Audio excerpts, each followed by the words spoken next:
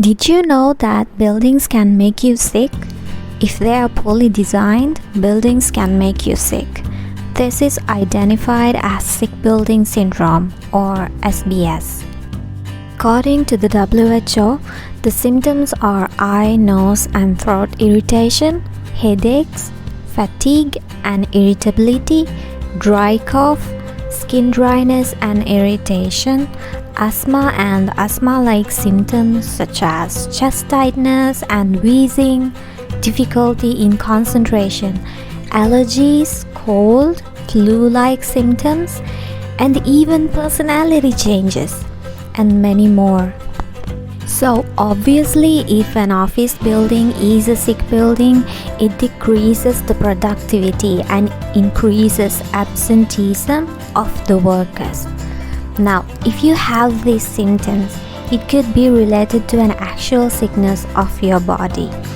But have you been experiencing these symptoms only when you go inside a building, maybe an office? Or that they reappear after medication? If so, the reason could be that the building is making you sick. It is also known that if you are a more sensitive person, the health effects of SBS can be long-term. What are the causes? So the main reason behind sick buildings is the poor air quality of buildings. Air inside an office can be contaminated due to many reasons. Sources of contaminants can be mainly categorized into three parts: outdoor sources, indoor sources, and biological contaminants. Pollutants from building exhausts like bathrooms and kitchens, ultrafine particles from motor vehicle smoke, combustion byproducts from garages, dust, which can enter the building if the vents are not properly located. The most common indoor contaminant is volatile organic compounds or VOCs.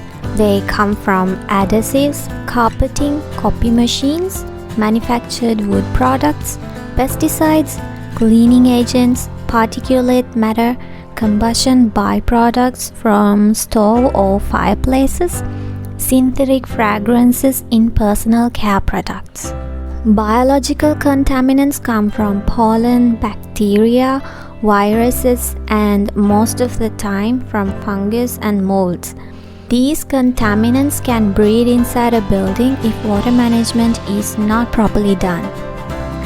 Leaks and stagnant water in humidifiers, drain pipes, and ducts are examples of poor water management. Water collected on ceiling tiles, insulation, carpets, and upholstery can create unhealthy environments. So, proper building maintenance is also very important. Looking at poor air quality, having not enough ventilation is the most critical reason behind.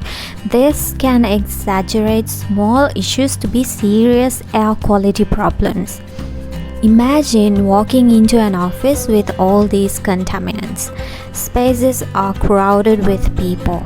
To make things worse, it has the air conditioning system to circulate the contaminants throughout the building. What if the building is not ventilated enough to bring in fresh air? Just think about it. Air is one of the primary necessities for life. Breathing brings oxygen to every single cell of your body.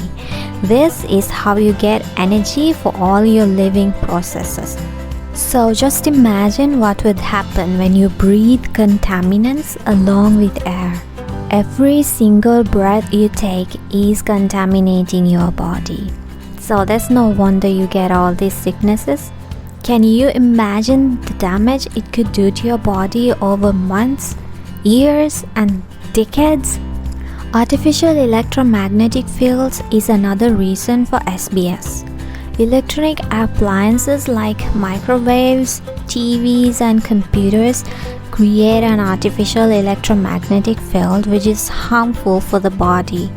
Extensive wiring without proper grounding also creates high magnetic fields. Unfortunately, this has also been linked to cancer. Poor and inappropriate lighting with the absence of sunlight is another reason. Our well-being is influenced by 24-hour rhythms called circadian rhythms. They control our sleep, alertness, performance, stress, and body temperature. The buildings we live in directly influence them. Critical factor in taking care of your circadian rhythms is the daily and seasonal variation of light. Just knowing the sun is rising or is it raining or cloudy outside can bring you more well-being. Imagine what happens if your workplace completely isolates you from outside natural environment, even without the sight of sunlight. It may sound not so important, but this simple fact can threaten your well-being. Bad acoustics is another reason. Are you exposed to noises from outside all day long? Isn't your office interior properly designed to reduce the noise levels? If so, it can affect on your health, mood, and concentration. Poor ergonomics. Ergonomics means the designing and arranging of the workplace, products, and systems so that they fit the people who use them. For example, it ensures you can comfortably sit on your chair and the angle of your computer is not straining your neck. If not properly designed, it can decrease efficiency, productivity, and comfort. Apart from the building design, there are psychological factors linked with SBS. Excessive work stress or dissatisfaction and poor communication can also lead to sick building syndrome. Sick building syndrome is not only confined to office buildings, it can be found in any poorly designed building, even your home. So, how can you control it? There is no temporary solution for an existing sick building. The building has to be properly inspected to identify the issues. Then an architect can alter the building design to make it more comfortable for the occupants.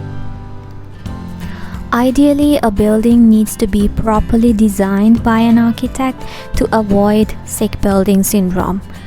This will result in workers being happy and productive.